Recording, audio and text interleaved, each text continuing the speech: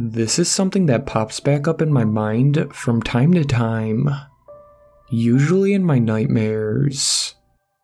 So this guy I dated for a pretty long time in college was really into camping. He told me he used to go camping with his family all the time growing up, so it was something he loved to do. Admittedly, I wasn't the biggest outdoor type person, so as a substitute for camping under the stars, I agreed for us to rent a cabin on a campground for weekend getaways. We had both just finished the last of our finals for the semester, and were ready to celebrate, so we started planning for a cabin getaway with my best friend and his girlfriend.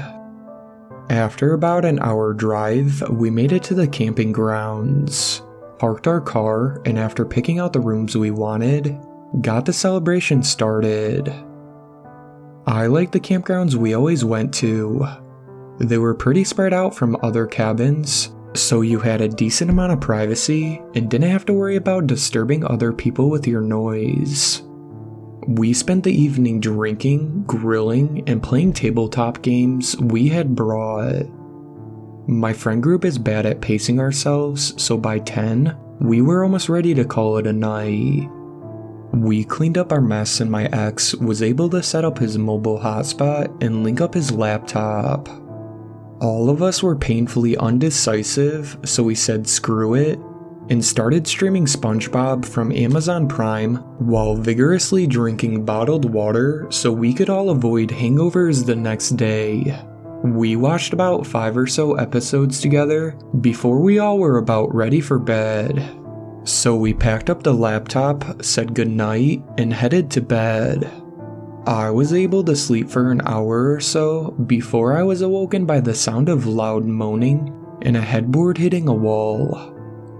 I knew my ex was a light sleeper, so I rolled over to see him looking at the ceiling with a heavy annoyance on his face. We made eye contact and laughed. Maybe for the sheer awkwardness of hearing our friends going at it. However, neither of us wanted to continue to listen to the loud-ass humping going on, so we grabbed my ex's vape pen and headed outside for some fresh air. We sat on the bench right outside our cabin and smoked, and just chatted for about an hour. Maybe it was the moonlight, but things got a bit frisky and we ended up making out. As things were getting a bit handsy, I heard what sounded like clapping from somewhere in the distance. I knew my ex heard it, but I had to practically shove him away and force him to stop and listen. He joked that maybe it was someone else having a bit of fun, but it just didn't sound like that to me. We were about to pick up where we left off, but my heart damn near exploded through my chest as I heard a laugh coming from somewhere in the surrounding woods. A human laugh was one thing, but there was no reason for SpongeBob's laugh to be coming from the woods at 1 a.m. Anyone that has seen one episode of SpongeBob can instantly recognize the laugh, so I know what I heard. I felt my ex tightly grab my wrist, so I knew he had heard it too. We heard it over and over.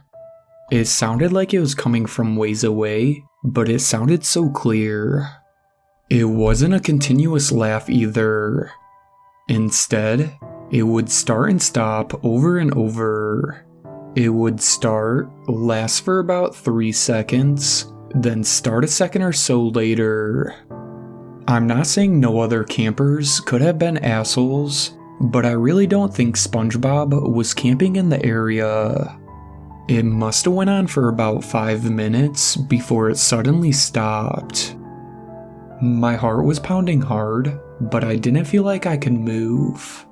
I slowly got to my feet and tried to tell my ex we should head inside when I heard a loud-ass voice yell, "Hey!" It didn't help that it also sounded like SpongeBob's voice, but it sounded slightly deeper and had a weird echo to it.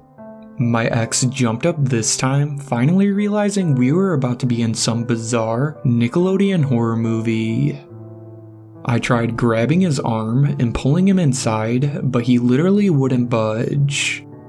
That's when I heard something go zooming by my head and smash into a tree right to the left of us. When I say smash, I mean it. Whatever hit the tree hit it so hard, I thought the thing would split in half. I didn't need to witness anymore and turned to sprint inside. Thankfully, my ex was right on my heels. We locked the door behind us and headed to our room, locking that door as well. We both laid there awake for the rest of the night, listening and waiting for laughing to start again, or for something to fly through the window. What we did hear was 3 solid loud claps from somewhere close to our cabin, followed by the sound of a bunch of wood cracking. It only happened once, but it gave me the energy I needed to stay awake until the sun came up. As soon as we heard my friend and his girlfriend moving around in their room, my ex and I ran and knocked on their door to let them know what we heard. It took us a while to actually convince them, but after we finally did, they both looked pretty shook themselves. We decided to call the campground facility management office, who assured us this had been one of their slowest weekends regarding bookings, and that no one had booked any cabins nearby. With that information combining with no one wanting whatever we heard to give us another visit, we decided to cut our weekend trip short. This is also probably a good time to mention that we went outside to see if we could find whatever hit the tree next to us. It took us about 10 seconds to spot the football-sized rock that had been launched at the tree along with the large crater it had created in it. I promise you, this made us only pack 10 times faster. We made our way back home, and after we had unpacked, I wanted to do a bit of paranormal research on the area. Turns out a very small group of people think the area is frequented by Skinwalkers, as people have heard voices of their friends coming from the woods at night, along with a couple of sightings of tall, slender men with long hair, wandering around near the cabins. Yeah, we began to go to a lot more beaches after that. Shout out to my superfans, Sweet Black Swan, Tacy, and Brooklyn. I really appreciate you guys supporting my channel, and I really look forward to making more content for everyone.